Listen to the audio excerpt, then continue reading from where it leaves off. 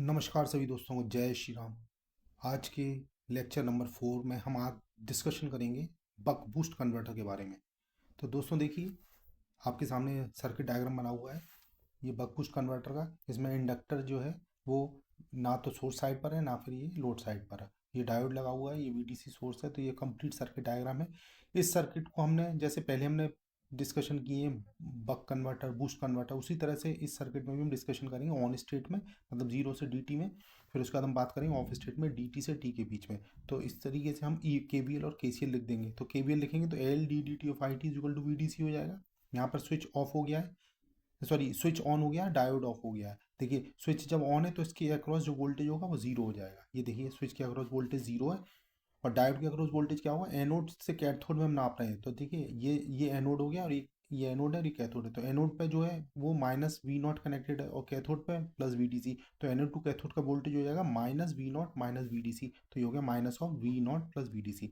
तो ये दो इक्वेशंस आ गई के वी एल के सी एल ऑन स्टेट में। ठीक इसी तरह ऑफ स्टेट में हम बात करेंगे डी टी से टी के बीच में। जब स्विच ऑफ हो गया तो स्विच ऑफ हो गया है और डायोड ऑन हो गया, क्योंकि जो इंडक्टर है उसको करंट मतलब एनर्जी को रिलीज करने के लिए फ्री व्हीलिंग पाथ चाहिए। तो वो डायोड के थ्रू इसको ये पाथ मिल जाएगा और ये इंडक्टर अपनी एनर्जी रिलीज करेगा। यहाँ पर ये स्विच ऑफ हो गया है और इंडक्टर आपका अब एनर्जी रिलीज करेगा। तो करंट इसमें अपवर्ड डायरेक्शन फ्लो करेगी, इस तरीके से दोनों में जाएगा। ये डायोड ऑफ है, ऑन है, तो डायोड में वोल्टेज जीरो हो जाएगा। और स्विच में आप देखिए स्विच के वन वन डैश ये जो टर्मिनल है उनके वैल्यू देखिए, ये वन वाला terminal plus B D C से कनेक्टेड है और ये वन डैश वाला कनेक्टर जो माइनस बी नॉट से कनेक्टेड है। तो आप ये हो जाएगा, ये ये वाला पॉइंट वी डैश वाला जो पॉइंट हो जाएगा ये कनेक्टेड हो जाएगा इससे वी नॉट से। तो V D C plus V naught ये वोल्टेज हो जाएगा। ठीक है, तो ये वी डी सी हो गया प्लस का। एक बार फिर से बताता हूँ, ये वी नॉट जो हो गया माइनस से कनेक्टेड है। ठीक है, तो ये माइनस वी नॉट है। तो हम ये वोल्टेज निकालें वन का वन डैश के रेस्पेक्ट में, तो ये हो जाएगा V D C minus of minus V naught. तो इस तरीके से ये वोल्टेज आएगा V D C plus V naught. तो ये आपके दोनों वोल्टेज आ गए। के वी एल आप लिखेंगे तो ये अब चूंकि इंडक्टर अपनी एनर्जी रिलीज करेगा तो यहाँ पर ये देखिए ये इंडक्टर में करंट नीचे की तरफ फ्लो करे तो L D D T of I T equal to minus V naught हो जाएगा। ठीक है, क्योंकि ये माइनस वाला सिरा और ये देखिए माइनस वाला सिरा इसका इससे यहाँ से कनेक्टेड है और ये प्लस वाला यहाँ से कनेक्टेड है डायरेक्ट, क्योंकि डायोड शॉर्ट हो गया तो ये डायरेक्ट इसके पैरेलल में आ गया इंडक्टर। तो ये के सी एल लिखेंगे आप, तो के सी एल क्या होगा, इस नोड पर के सी एल लगाएंगे तो आई एल, ये वाला जो आई एल होगा वो इन दोनों वोल्टेज वो करेंट्स के बराबर होगा। तो पैरेलल में वोल्टेज बराबर है तो वी नॉट हो जाएगा इसके अक्रॉस वोल्टेज। तो C D T T of V naught plus V naught upon R equal to I L. तो इस तरीके से के वी एल के सी एल हमने दोनों कंडीशंस में लिख दिए। नेक्स्ट बात करते हैं वोल्ट सेकंड बैलेंस इक्वेशन की। तो मैंने आपको बताया था वोल्ट सेकंड बैलेंस इक्वेशन लिखने के लिए दोनों केवीएल्स को हम यूज करते हैं। तो पहला केवीएल जो था उसमें मैंने dt से मल्टीप्लाई किया और सेकंड वाले केवीएल में मैंने one minus D into T से मल्टीप्लाई किया। ये सब चीज़ें मैं आपको पिछले लेक्चर्स में डिटेल में समझा चुका हूँ दोस्तों। तो आप एक बार पिछले लेक्चर्स को रेफर कीजिए तो आपको और आसानी से समझ में आ जाए। यहाँ मैं टाइम सेव करने के लिए थोड़ा सा फास्ट कर रहा हूँ जिससे कम समय में ज़्यादा चीज़ों को समझा सकूँ। तो ये आपका लेफ्ट हैंड साइड हो गया is equal to V D C into D T हो जाएगा। ठीक है, ये देखिए एक बार फिर से दिखाता हूँ आपको। ये के इक्वेशन वन में V D C right hand side है तो वी डी सी में डी टी से मल्टीप्लाई किया और ये जो इसका के वी एल है ये वाला इसमें माइनस वी नॉट में मैंने मल्टीप्लाई किया आपका one minus D into T से। तो इस तरीके से आपका ये आपका इक्वेशन आ जाएगा। जब इसको सॉल्व करेंगे तो V not is equal to V D C D upon one minus D. तो ये इक्वेशन आ गई। अब ये इक्वेशन आपकी आउटपुट वोल्टेज का इनपुट वोल्टेज से रिलेशन बताती है। इसी तरह से ampere second balance equation capacitor current के लिए लिखा जाएगा। तो दोनों केसीएल्स को यूज करके ठीक उसी तरह से आप ये इक्वेशंस लिख देंगे। तो ये वाला जो इक्वेशन होगा वो जीरो हो जाएगा। ये वाला पर्टिकुलर टर्म ये जीरो हो जाएगा क्योंकि कैपेसिटर में नेट करंट जीरो होगा स्टेडी स्टेट में। Plus V not upon R into D T plus V upon R into one minus D T. तो ये आपका देखिए ये वी अपॉन आर जो है वो दोनों ही आपके टर्म्स दोनों टर्म्स में प्रेजेंट है। ये जैसे ऑन स्टेट और ऑफ स्टेट दोनों प्रेजेंट है तो इसका हो जाएगा capital V not upon R, ये एवरेज वैल्यू हो गई। इसी तरह से राइट हैंड साइड पे ये आई यहाँ पर जीरो है तो केवल एक ही उसमें प्रेजेंट है तो इसलिए capital I L into one minus D हो जाएगा। ठीक है, तो ये एवरेज वैल्यू है। तो इसको सॉल्व करेंगे तो ये आ जाएगा। देखिए रेड बॉक्स में मैंने इसको दिखाया है I L is equal to V not upon R one minus D is equal to I naught upon one minus D. और इसको आप D into V D C upon R into one minus D square ले सकते हैं। ये previous equations के हिसाब से मैंने लिख दिया। इसी तरह पावर बैलेंस इक्वेशन देख लेते हैं। इनपुट पावर आउटपुट पावर बराबर होती है, जैसे कि पिछले लेक्चर्स में हमने डिस्कस किया था आइडियल कंडीशंस में। तो ये V D C into I S is equal to V naught I naught, ये एवरेज वैल्यूज हैं। तो I S is equal to V not upon V D C into I naught हो जाएगा। तो I S की value हो जाएगी D upon one minus D into I naught. इस तरीके से पावर बैलेंस इक्वेशंस मैंने लिख दी। अब वेवफॉर्म एनालिसिस करने के लिए हम क्या करते हैं, पहले आईएल की वेवफॉर्म को ड्रॉ करेंगे। तो आईएल वेवफॉर्म ड्रॉ करने के लिए क्या करते हैं, सबसे पहले हम जीरो से डी के बीच में उस केवीएल को हमने कंसीडर किया है। दोबारा से देखिए, तो उस केवीएल को मैंने लिख दिया इस तरीके से, D D T of I L is equal to V D C upon L. तो इसको मैं दोनों साइड इंटीग्रेट करूंगा, इनिशियल कंडीशंस को एज्यूम करके चल रहा हूँ। तो ये सब हो जाएगा I L T is equal to V D C upon L into T plus I L minimum. इसी तरह से ऑफ स्टेट में, मतलब डी टी से टी के बीच में केवीएल को फिर मैंने दोबारा कंसीडर किया, तो इसको इंटीग्रेट किया, तो ये इक्वेशन आ गई। तो दोस्तों आपके सामने दोनों इक्वेशन है। इन दोनों इक्वेशन को बहुत अच्छे से मैंने पिछले लेक्चर्स में समझाया है। मतलब ये T minus G T into minus V not upon L, ये सब मैंने स्लोप्स आपको सारे बता चुका हूँ, ठीक है, लास्ट लेक्चर्स में। तो एक बार आप उनको चाहें तो कंसिडर कर सकते हैं। तो अब देखिए, अब आई एल मैक्स और आई एल मिनिमम क्या है। आई एल मैक्स और आई एल मिनिमम निकालने के लिए अब आपको एक इक्वेशन देखिए, पहले तो आप इन दोनों इक्वेशन को देख लीजिए। आई एल टी, इसमें ये y equal to M X plus C वाली फॉर्म है। इन दोनों इक्वेशन में Y L equal to M X C वाली फॉर्म मैंने यहाँ पर कंसीडर की है। तो उन इक्वेशन में देखिए, पहला वाला जो है इसमें स्लोप पॉजिटिव है, और सेकंड वाले केस में आप देखिए ये स्लोप नेगेटिव है क्योंकि माइनस लगा हुआ है, ठीक है। तो ये एक स्लोप पॉजिटिव, एक स्लोप नेगेटिव। तो यहाँ पर देख लेते हैं। अब ये देखिए वेव फॉर्म, ये वेव फॉर्म आपके सामने बना हुआ है। सबसे ऊपर तो कंट्रोल सिग्नल बना हुआ है, मतलब यहाँ से डी टी तक मैंने इसको ये ऑन किया है, और डी टी से टी तक ये स्विच ऑफ है। तो ये मैंने इस कंट्रोल सिग्नल के हिसाब से ये वेवफॉर्म्स बनाई हैं। तो एक के नीचे एक सारी वेवफॉर्म्स बनी हुई हैं। तो ये देखिए, ये जो इंडक्टर करंट है मिनिमम करंट से मैक्सिमम करंट तक, मतलब जीरो से डी टी के बीच में, जो भी मैंने आपको दिखाया है, ये देखिए ये वाली इक्वेशन है। उस इक्वेशन के हिसाब से मैंने ये स्ट्रेट लाइन ड्रॉ कर दी है, Y equal to M X T plus C वाली इक्वेशन। तो आई एल मिनिमम, और ये इस पॉइंट पर आके अब आई एल मैक्सिमम हो जाएगी करंट। क्यों? क्योंकि यहाँ से ये स्लोप नेगेटिव हो रहा है। तो इससे जब स्लोप पॉजिटिव से नेगेटिव होगा तो एक मैक्सिमम करंट से ये डिके होना शुरू हो जाएगा। तो अब देखिए टी पर आके ये पर्टिकुलर टी, कैपिटल टी, यहाँ पर टाइम, ये पूरा एक साइकिल है, यहाँ से यहाँ तक एक साइकिल है। तो इंडक्टर स्टेडी स्टेट में जितना चार्ज होगा उतना ही डिस्चार्ज हो जाएगा। तो यहाँ से शुरू हुआ था, मतलब मिनिमम करंट से शुरू हुआ था, तो ये मिनिमम करंट पर ही खत्म होगा अगले साइकिल से पहले। तो ये आपका इंडक्टर करंट की ये वेवफॉर्म आ गई है। यहाँ से फिर नेक्स्ट साइकिल रिपीट होगा, ठीक। अब उसके बाद बात करते हैं आईडी की। आईडी मतलब डायोड करंट है। उसको कैलकुलेट करने के लिए कैसे करते हैं, डायोड करंट आपको निकालना है और स्विच करंट। तो देखिए ये थर्ड नंबर पे ये जो स्विच करंट है, स्विच करंट ही आपकी सोर्स करंट है। कैसे? ये देखिए सर्किट बना हुआ है, सबसे ऊपर मैंने सर्किट बनाया हुआ है। जो स्विच है वो वही आपका इंडक्टर करंट होगा, क्योंकि ऑन स्टेट में जब स्विच जो है वो, जब स्विच ऑन होगा तो इंडक्टर में वही करंट होगी जो स्विच में करंट होगी। तो यहाँ पर जीरो से डी टी तक जो स्विच करंट होगा वही इंडक्टर करंट होगा। तो देखिए इसी करंट को यहाँ सेम यहाँ ड्रॉ किया गया है। अब जैसे ही स्विच ऑफ होगा तो ये करंट तुरंत जीरो आ जाएगी। तो यहाँ पर ये तुरंत जीरो हो गई है, ठीक है। यहाँ तो ये डी टी से टी के बीच में करंट आपका जीरो हो गया, ठीक है। उसके बाद नेक्स्ट साइकिल रिपीट होगा। अब डायोड करंट को देखते हैं। डायोड करंट क्या है, यहाँ सर्किट देखिए, तो इंडक्टर में करंट इंटरप्ट नहीं होगी, ठीक है। इंडक्टर में करंट तो स्मूथ फ्लो होना चाहिए, क्योंकि इंडक्टर एक करंट स्टिफ एलिमेंट है। करंट स्टिफ एलिमेंट है, तो इंडक्टर अपनी एनर्जी को रिलीज करने के लिए डायोड के थ्रू अपना ये पाथ पूरा करेगा। इसका मतलब ये डी टी से टी के बीच में जो डायोड करंट होगी वो सेम इंडक्टर करंट जैसा होगा। तो देखिए ये वाला जो करंट है ये आपका डायोड करंट है, ठीक है। तो डी टी से टी के बीच में, उसके बाद फिर ये नेक्स्ट साइकिल रिपीट होगा, ओके। अब देख लेते हैं स्विच का वोल्टेज। तो जैसा कि मैंने आपको बताया था दोस्तों, अभी स्विच के वोल्टेज मैंने आपको दो मैंने आपको बताए थे। देखिए एक बार जल्दी से दिखा देता हूँ। स्विच के वोल्टेज आपके ये रहे। स्विच का वोल्टेज यहाँ पर जीरो था, और जब ऑन था स्विच तो जीरो वोल्टेज था, और जब ऑफ था स्विच तो आपका ये वोल्टेज था V D C plus V naught. इसी तरह से वी डी की value minus of V naught plus V D C थी ऑन स्टेट में वोल्टेज। जब स्विच ऑन था तब ये डायोड का वोल्टेज था, जब स्विच ऑफ था तो ये डायोड का वोल्टेज जीरो था। तो यही आपको मैंने यहाँ वेव फॉर्म में यहाँ दिखाया हुआ है। देखिए ये स्विच का वोल्टेज है, जीरो है, और ये V D C plus V naught है, और यहाँ पर ये डायोड का वोल्टेज है minus of V naught plus V D C, और फिर ये जीरो हो गया। तो इस तरीके से आपके ये डायोड और स्विच के वोल्टेज हो गए दोस्तों। तो ये आपकी वेव फॉर्म्स हो गई यहाँ तक। अब लो जो इंडक्टर का वोल्टेज है, इंडक्टर के वोल्टेज के लिए दोनों केवीएल को आप देख लीजिए एक बार। दोनों केवीएल देखेंगे तो इंडक्टर में वोल्टेज ऑन स्टेट में तो वी डी सी था और ऑफ स्टेट में माइनस वी नॉट था, तो वी डी सी और ये माइनस वी नॉट। दोस्तों इसमें एक चीज़ इंपॉर्टेंट ध्यान रखिए, ये जो एरिया शेडेड मैंने की है दोनों, मतलब पॉजिटिव एरिया और ये नेगेटिव एरिया, ये दोनों एरिया इक्वल होंगे, क्योंकि आप डी की डी टी मतलब डी का एक पर्टिकुलर जो टाइम आप इसका ड्यूटी साइकिल का एक वैल्यू ले लीजिए, वी डी सी और वी नॉट की एक रीजनेबल वैल्यूज जो लोगे वो उस हिसाब से आप देखेंगे दोनों वैल्यूज की वजह से लेने की वजह से पॉजिटिव एरिया और नेगेटिव एरिया बराबर आएंगे, तो नेट एरिया आपका जीरो हो जाएगा। मतलब average value of inductor voltage is zero over A cycle.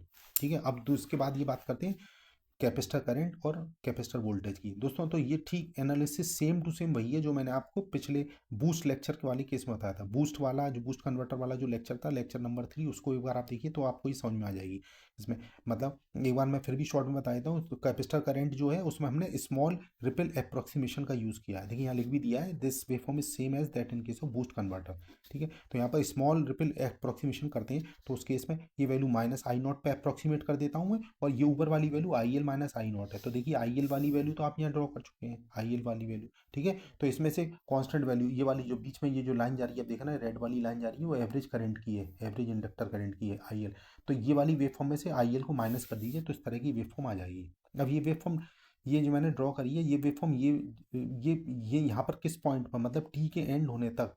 यहाँ पर दोस्तों एक इंपॉर्टेंट चीज़ ध्यान देंगे कि टी के एंड होने पर ये वैल्यू यहाँ भी हो सकती है या जीरो पे हो सकती है, माइनस भी हो सकती है। तो ये जो इंटरसेक्शन है, मतलब टी पॉइंट पर जो इसकी वैल्यू है वो डिपेंड करेगी सर्किट एलिमेंट्स पे। ठीक है, तो हम न्यूमेरिकल प्रॉब्लम्स जब डिस्कस करेंगे नेक्स्ट सेशन में, तो मैं आपको उसमें बताऊंगा कि डिफरेंट न्यूमेरिकल वैल्यूज़ के लिए ये वैल्यूज़ कैसे डिफर करती हैं। ठीक है, तो ये अभी फिलहाल आईसी के ये वेवफॉर्म आ गया, उसके बाद ये साइकिल रिपीट होगा। ठीक इसी तरह कैपेसिटर वोल्टेज या फिर जिसको आउटपुट वोल्टेज बोलते हैं, क्योंकि आप देखिए दोस्तों ये कैपेसिटर का जो वोल्टेज भाई आउटपुट वोल्टेज, तो कैपेसिटर वोल्टेज और आउटपुट वोल्टेज सेम होंगे। तो हमने दोस्तों यहाँ पर वही स्मॉल रिपल अप्रोक्सीमेशन का कंसेप्ट मान के जो हमने इसको, जो कि काफ़ी वैलिड है इस केस में, उसको हमने ये यहाँ पर कैपेसिटर का वोल्टेज ड्रॉ किया है। ठीक है, तो मैंने आपको बताया था कि जब स्विच ऑन होगा तो उस समय कैपेसिटर डिस्चार्ज होता है, तो जीरो से डी टी के बीच में ये कैपेसिटर डिस्चार्ज हो रहा है, इसकी वैल्यू लीनियर डिस्चार्जिंग होगी। ठीक है, और जब आपका नेक्स्ट साइकिल में जब स्विच ऑफ हो जाएगा तो कैपेसिटर में चार्जिंग शुरू हो जाएगी। ठीक है, क्योंकि वो वहाँ पर एक्सपोनेंशियल चार्जिंग होगी, जिसका कारण मैंने आपको बताया था कि जो केसीएल था वो एक डिफरेंशियल इक्वेशन थी। उस डिफरेंशियल इक्वेशन को अगर आप सॉल्व करते हैं तो उस केस में आप देखने को मिलेगा कि उसका सॉल्यूशन से जो वी नॉट का वैल्यू आता है वो एक्सपोनेंशियल आता है। ठीक है, तो वी नॉट का जो वैल्यू आएगा वो उसमें एक्सपोनेंशियल टर्म होती है, इसलिए ये चार्जिंग आपकी एक्सपोनेंशियल है और डिस्चार्जिंग लीनियर है। ओके, तो ये सारी चीज़ मैं आपको लास्ट लेक्चर में एक्सप्लेन कर चुका हूँ। ठीक है, फिलहाल अभी यहाँ पर जो इंपॉर्टेंट चीज़ है वो एक तो डेल्टा वी नॉट की वैल्यू कैलकुलेट करनी है, और दूसरा यहाँ पर डेल्टा आई नॉट की वैल्यू कैलकुलेट करनी है, डेल्टा आई एल की, सॉरी ये वाली डेल्टा आई एल, मतलब ये रिपल है। इंडक्टर करंट में रिपल और वोल्टेज कैपेसिटर वोल्टेज में रिपल कैलकुलेशन हम करते हैं। तो ये आपकी वेवफॉर्म की एनालिसिस हो गई। ये देखिए डेल्टा आई एल का एक्सप्रेशन निकालने के लिए क्या करते हैं, उसके लिए देखने के लिए देखिए हम एक बार ये एक्सप्रेशन देख लेते हैं। तो देखिए इस एक्सप्रेशन में डेल्टा ई एक्सप्रेशन निकालने के लिए ठीक वही हमने प्रोसीजर यूज़ किया है, जीरो से डी टी के बीच में, मतलब ऑन स्टेट में इंडक्टर करंट के एक्सप्रेशन को यूज़ किया है। उसमें हमने बाउंड्री कंडीशन रख दी है, मतलब एक पर्टिकुलर वैल्यू पर आई एल की वैल्यू आई एल मैक्स के बराबर है कब, जब T equal to D T है। ठीक है, तो यहाँ पर देखिए मैंने ये डायग्राम यहाँ पर बना के आपको दिखाया भी है। ये देखिए यहाँ पर ये एक पर्टिकुलर केस है, ये बाउंड्री कंडीशन केस है, लेकिन बाउंड्री कंडीशन पर जाने से पहले यहाँ पर देखिए ये डेल्टा आई एल का एक्सप्रेशन निकालने के लिए यहाँ पर देखिए जब टी की वैल्यू डी टी के बराबर है तो आई एल की वैल्यू आई एल मैक्स के बराबर है, तो मैंने वहाँ पर वो कंडीशन रख दी है। तो यहाँ पर ये कंडीशन यहाँ पर प्लेस करेंगे तो I L max is equal to V D C upon L into D T plus I L minimum, ये वैल्यू आ जाएगी। अब इसमें हम थोड़ा सा इसको मैनिपुलेट करेंगे, रीअरेंज करेंगे टर्म्स को, तो हमारे पास डेल्टा आई एल का एक्सप्रेशन आ जाएगा दोस्तों। तो delta I L equal to V D C upon L into D T. ठीक है, तो this is the ripple in inductor current, ये आपका एक्सप्रेशन हो गया। डेल्टा आई एल की वैल्यू मैक्सिमम कब होगी, जब डी की वैल्यू 1 होगी। ठीक है, यहाँ पर डी या delta L dependent on D, तो यहाँ पर डी की वैल्यू 1 रखूंगा तो यहाँ पर मैक्सिमम हो जाएगा। इसी तरह से डेल्टा वी नॉट का एक्सप्रेशन निकालने के लिए क्या करेंगे, तो वी आप जानते हैं V equal to Q by C होता है, तो डेल्टा वी नॉट निकालने के लिए डेल्टा क्यू अपॉन सी का यूज़ करेंगे दोस्तों। ये ठीक वही चीज़ है जो मैंने आपको बूस्ट कन्वर्टर के केस में समझाया था। यहाँ पर देखिए एक बार फिर से आपको दिखाता हूँ। ये डेल्टा क्यू, ये एरिया जो है दोस्तों, ये एरिया जो शेडेड एरिया है ये बराबर होंगे। जैसा मैंने आपको बूस्ट कन्वर्टर में एक्सप्लेन किया था कि देखने में आपको लग रहे हैं डिफरेंट है, but these two areas are exactly equal, क्योंकि कैपेसिटर करंट एक पर्टिकुलर साइकिल में नेट वैल्यू जीरो होगी, तो डेल्टा क्यू की वैल्यू जीरो हो जाएगी, मतलब पूरे साइकिल में जो नेट करंट होगी वो जीरो हो जाएगी। तो डेल्टा क्यू क्या हो जाएगा, यहाँ पर रेक्टेंगल है, रेक्टेंगल का एरिया क्या हो जाएगा, आई नॉट इंटू डी टी यहाँ पर। तो मैंने यहाँ पर लिख दिया हुआ है delta V not is equal to delta Q by C, और डेल्टा आई क्यू अभी मैंने आपको बताया I not into D T हो जाएगा, इसको सी से डिवाइड कर दिया, तो ये आपका एक्सप्रेशन आ गया डेल्टा वी नॉट के लिए। तो यहाँ पर फिर से आप देख सकते हैं कि delta V not is maximum when D equal to one. ठीक, अब बाउंड्री कंडीशन देख लेते हैं। बाउंड्री कंडीशन भी उसी तरह से एनालिसिस की है। ये कंडीशन मैंने आपको बताया, जो आपका जो डेल्टा आई एल का एक्सप्रेशन था उसमें, या फिर वेव फॉर्म में देख सकते हैं, और अच्छे से समझने के लिए यहाँ पर देखिए ये जो आई एल का वेव फॉर्म है, इस आई एल वेव फॉर्म में जो अभी आई एल मिनिमम वो जीरो हो जाएगा, मतलब ये wave form just time axis को टच करेगी। ठीक है, इसी तरह से कैपेसिटर वाले केस में ये वाला जो कैपेसिटर का जो वेव फॉर्म है वो जस्ट इसको, कैपेसिटर वोल्टेज का जो वेव फॉर्म है वो जस्ट टाइम एक्सेस को टच करेगा। तो इन वेव फॉर्म्स को हमने यहाँ पर एनलार्ज वे में बनाया है। तो दोस्तों आप यहाँ देख रहे हैं कि यहाँ पर ये पर्टिकुलर वैल्यू है डी टी पर, इसकी वैल्यू मैक्सिमम है, और ये यहाँ पर कैपिटल टी पे वैल्यू जीरो हो गई है। तो बाउंड्री कंडीशंस में मैं प्लेस करूँगा, देखिए दोनों मैंने साइड बाई साइड लिखी हुई है, तो आप यहाँ पर देख सकते हैं। थोड़ा पॉज करके देख लीजिए दोस्तों। तो वीडियो लेंथ को कम करने के लिए मैं इसको थोड़ा फास्ट कर रहा हूँ। यहाँ पर मेरा जो मेन मकसद है बताने का कि क्रिटिकल वैल्यूज़ कैसे निकालते हैं एलिमेंट्स की। ठीक है, तो आई एल इजक्वल टू ये delta I L by to हो जाएगा, क्योंकि यहाँ पर देखिए जब ये जीरो हो गया तो यहाँ वेव फॉर्म से देख सकते हैं ये वैल्यू जो होगी वो delta I L by to, क्योंकि ये दोनों जो हैं, दोनों वैल्यूज़ जो हैं ये वाली जो हैं वो delta I L by to होंगी, जैसा मैंने आपको बताया था लास्ट लेक्चर्स में। ठीक है, एवरेज वैल्यू जो है वो इसकी, वो जो एवरेज वैल्यू है वो जस्ट इसके जस्ट मिड पॉइंट से जाएगा। ठीक है, तो यहाँ पर ये delta I L by to हो जाएगा आई एल की वैल्यू, तो उससे आप कैलकुलेट करेंगे तो आर क्रिटिकल ये आ जाएगा two L upon one minus D square into T, या फिर अगर एल निकालना चाहते हैं तो इस वैल्यू से, इस वाली इक्वेशन से एल सी आर हो जाएगा one minus D whole square into R into T upon two. इसी तरह से बाउंड्री कंडीशन वी नॉट के लिए निकालने के लिए यहाँ पर देखिए, यहाँ पर वी नॉट क्या होगा, delta V not upon two, तो यहाँ पर V naught delta V not upon two, दोनों एक्सप्रेशन आपके पास पहले से हैं। ठीक है, तो डेल्टा वी नॉट का एक्सप्रेशन ये ऊपर लिखा था हमने, यहाँ से हमने इसको कैलकुलेट किया तो ये वैल्यू आ जाएगी सी आर, मतलब क्रिटिकल वैल्यू, सी आर का मतलब है क्रिटिकल, तो ये आर एल सी की क्रिटिकल वैल्यूज आ गई हैं। तो ये वैल्यूज हम जब सर्किट डिजाइन करते हैं उसमें देखने के लिए कि मतलब किस पर्टिकुलर वैल्यू पे आपका ये बाउंड्री कंडीशन होगी। ठीक, तो यहाँ पर ये तीनों वैल्यूज हमने कैलकुलेट कर ली। अब देखिए how to check conduction behaviour. तो कंडक्शन बिहेवियर कैसे चेक करते हैं, तो फिर से उसी इक्वेशन को यूज किया बाउंड्री कंडीशन की, तो I L is equal to delta I L by two रखा मैंने। ठीक है, सारी वैल्यूज रख दी, आई एल का फॉर्मूला लिख दिया। ठीक है, और ये यहाँ पर डेल्टा आई एल, तो ये एक्सप्रेशन ऑलरेडी हम फाइंड आउट कर चुके हैं। तो यहाँ पर मैंने ठीक वही चीज़ उसी तरह से समझाया दोस्तों, ये सेम टू सेम है, इसमें कोई नई चीज़ नहीं है, जैसा आपने बूस्ट कन्वर्टर और बक कन्वर्टर में देखा था सेम वही चीज़ है। ठीक है, एक्सप्रेशन थोड़े से चेंज हो सकते हैं बट प्रोसीजर सेम है। तो two L upon R T is equal to one minus D square करेंगे, ग्रेटर देन करेंगे, अगर ये चीज़ ग्रेटर होगी इससे तो कंटिन्यूस कंडक्शन होगा, और अगर ये चीज़ बराबर है, दोनों ये दोनों टर्म्स बराबर है तो बाउंड्री कंडीशन कंडक्शन होगा, बाउंड्री कंडीशंस आ जाएंगी। और ये two L upon R T अगर इससे छोटा है वन माइनस डी स्क्वायर से तो ये डिसकंटिन्यूस कंडक्शन होगा। जहाँ पर डी ये ड्यूटी साइकिल है, तो ड्यूटी साइकिल जो है वन माइनस डी स्क्वायर ये वाला जो पूरा टर्म है इसके हिसाब से आप इसको ये बता सकते हैं कि इस पर्टिकुलर कौन सी कंडीशन वहाँ पर यूज़ हो रही है। आप देखिए डिसकंटिन्यूस कंडक्शन के ऊपर थोड़ी सी बात करते हैं। डिसकंटिन्यूस कंडक्शन में क्या होता है, देखिए यहाँ पर डिसकंटिन्यूस कंडक्शन में जैसे मैं बताया था बाउंड्री कंडीशन से थोड़ा सा डिफरेंट है। यहाँ पर क्या है, जीरो वैल्यू यहाँ पर टच करके निकलती नहीं है, मतलब वापस नहीं होती है, बट कुछ समय के लिए वैल्यू जीरो रहती है। जैसे यहाँ पर देख रहे हैं बीटा टी से टी तक वैल्यू जीरो है, तो थोड़े टाइम पीरियड के लिए वैल्यू जीरो होती है, इसलिए इसको डिसकंटिन्यूस कंडक्शन बोलते हैं।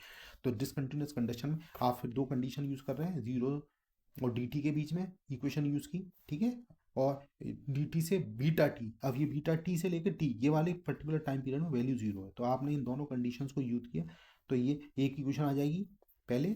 ठीक है, आप इसको थोड़ा पॉज करके देख लीजिए दोस्तों, तो आपको क्लियर हो जाएगा। मैं जो इंपॉर्टेंट चीज़ है जो डिस्कशन की जहाँ पर जरूरी है एक चीज़ को एक्सप्लेन करना, वो मैं अच्छे से आपको बता के चल रहा हूँ। तो I L T is equal to I L max minus V not upon L into T minus D T. ठीक है, इसमें कंडीशन रख दी आई एल की वैल्यू जीरो है, देखिए यहाँ पर आई एल की वैल्यू जीरो है बीटा टी पे, है ना। जब टी की वैल्यू बीटा टी है तो आई एल की वैल्यू जीरो है, तो यहाँ पर मैंने जीरो रख दिया और यहाँ पर टी की जगह बीटा टी रखा। तो इस तरह से इस फॉर्मूले को आप यूज़ करके आपके पास फाइनली ये एक्सप्रेशन आ जाएगा। ठीक है, तो एक बार इसको आप देख लीजिए वीडियो को पॉज करके। तो V not is equal to V D C D upon beta minus D, ये आपका ये फाइनल एक्सप्रेशन आ गया। तो ये कहलाता है डिसकंटिन्यूस कंडक्शन मोड, और पहले मैंने फॉर्मूला यूज किया था वो था कंटिन्यूस कंडक्शन मोड। जिसमें बीटा नहीं था, जिसमें B D C into D upon one minus D, तो वी नॉट की वैल्यू थी। तो आप ये देखेंगे यहाँ पर कैलकुलेट करेंगे तो ये जो वी नॉट है डिसकंटिन्यूस कंडक्शन मोड के केस में वो हमेशा कंटिन्यूस कंडक्शन मोड वाले आउटपुट वोल्टेज से ज़्यादा आता है। तो ये इंपॉर्टेंट चीज़ है। अब देखिए स्पेशल केस में आप देख रहे हैं यहाँ पर एक स्मॉल रेजिस्टेंस मैंने लगा रखा है, ठीक है। इंडक्टर इज नॉट आइडियल, तो यहाँ पर चूंकि इंडक्टर आइडियल नहीं है तो यहाँ पर इंडक्टर का इंटरनल रेजिस्टेंस हो। अब दोस्तों इसमें आपको एक अच्छी सी ट्रिक समझा देता हूँ जिससे आपको डायरेक्ट इक्वेशन लिखने में आसानी हो जाएगी, ठीक है। तो देखिए एक्चुअल में क्या है, पिछले वाले केसेस में मैंने आपको बताया था वी नॉट की value V D C into D upon one minus D calculate करके आ रही थी। अगर मैं यहाँ पर डी को वन कर देता हूँ वी नॉट इन्फिनिटी होना चाहिए, लेकिन प्रैक्टिकली पॉसिबल नहीं है because this is unstable condition.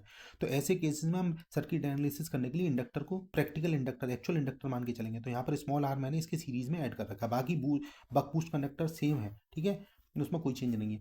तो अब यहाँ पर केवीएल मैं फिर से लिख दूंगा और केसीएल लिखूंगा जैसे पहले प्रोसीजर किया था, बस फर्क क्या हुआ, यहाँ पर एक स्मॉल टर्म आ जाएगी, चूंकि आर सीरीज में आ गया तो आर इंटू आई एल ये टर्म एडिशनल आ जाएगी। पिछली वाली इक्वेशंस को आप देखेंगे तो ये जो आर इंटू आई एल है वो ऑन स्टेट में भी होगा और I R into I L आपका ऑफ स्टेट में भी होगा। फिर से इसमें वही आप क्या करेंगे, एम्पियर सेकंड और बोल्ट सेकंड, ठीक है, एम्पियर सेकंड और बोल्ट सेकंड वाली इक्वेशंस लिखेंगे बैलेंस कंडीशन में। तो आपके पास ये आ जाएगा R into I L plus ये वाली टर्म दोनों का बैलेंस जो होगा जीरो हो जाएगा, इसमें R into capital I L हो जाएगा और ये हो जाएगा V D C into D और ये हो जाएगा minus V naught into one minus D, ठीक है। तो आप थोड़ा प्रैक्टिस करेंगे तो आपको समझ में आ जाएगा कि these equations are very simple equations. इसी तरह एम्पियर सेकंड बैलेंस में आपके सामने दोनों केसीएल आपको दिख रहे हैं, ठीक है। तो ये वाला जो पहला टर्म है जो कैपेसिटर करंट है ये वाली करंट, इन दोनों का नेट जो वैल्यू होगा जीरो हो जाएगा कि, ठीक है। तो ये जीरो आ गया। अब वी नॉट अपॉन आर यहाँ पर भी है और यहाँ पर भी है दोनों केस में, तो ये capital V not upon R हो जाएगा average value is equal to zero into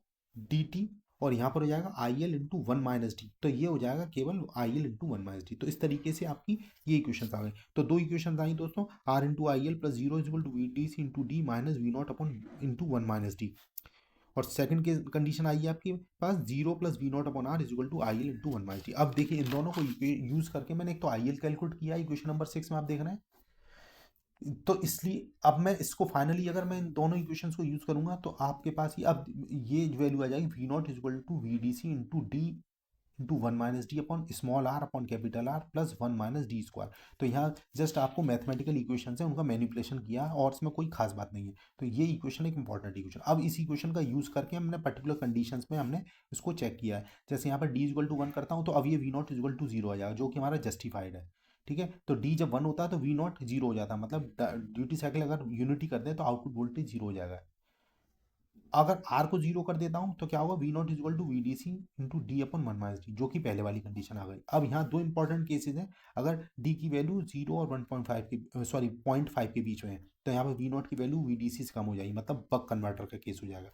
और अगर वन 1/2 से डी मैक्स के बीच में है तो ये V not is greater than V D C. अब देखिए दोस्तों यहाँ पर मैंने इसको वन नहीं लिया है, डी मैक्स की वैल्यू वन से छोटी होगी क्योंकि डी अगर वन हो जाएगा तो अनस्टेबल कंडीशन आ जाएगी, मतलब वी नॉट की वैल्यू जीरो हो जाएगी, अब बक बूस्ट कन्वर्टर के आउटपुट जीरो हो जाएगा। तो वो केस जो है उस केस को अवॉइड करने के लिए डी की एक मैक्सिमम वैल्यू लेके चलेंगे जिससे कि हमारा स्टेबल ऑपरेशन हो। तो फिलहाल ये बूस्ट कन्वर्टर का केस हो जाएगा। तो यहाँ पर ये देखिए आपके सामने ये एक वेव फॉर्म बनाई हुई है या आप इसको डायग्राम कह सकते हैं वी नॉट वर्सेज डी, तो आउटपुट वोल्टेज डी के बीच में, ठीक है। इस तरह का मैंने एक डायग्राम आपको बूस्ट कन्वर्टर में ही बताया था। तो ये वाले केस में आप देख रहे हैं, ये देखिए ये आइडियल केस है जिसमें ऊपर जा रहा है ये वेव फॉर्म जस्ट इसमें अनबाउंडेड केस है, मतलब आइडियल केस में, ठीक। तो उस केस में इनफाइनाइट हो जाएगा which is not possible. Second case क्या है हमारा, अगर आइडियल केस नहीं है प्रैक्टिकल केस है जिसमें आर की वैल्यू जीरो नहीं है, तो यहाँ पर ये वेव फॉर्म यहाँ से बेंड कर जाएगी और यहाँ पर ये अगर वैल्यू वन है तो यहाँ पर आउटपुट वोल्टेज जीरो हो जाएगा, तो हमें वन नहीं रखना है, तो यहाँ पर वन से कम रखना है, तो डी मैक्स, तो ये डी मैक्स की वैल्यू हम यहाँ से निकाल सकते हैं, ठीक है। डी मैक्स कैसे निकालते हैं, तो ये जो मेरा इक्वेशन आया था इसको डिफ्रेंशिएट कर दीजिए डी के रेस्पेक्ट में और उसको जीरो कर दीजिए मैक्सिमम मिनिमा के हिसाब से।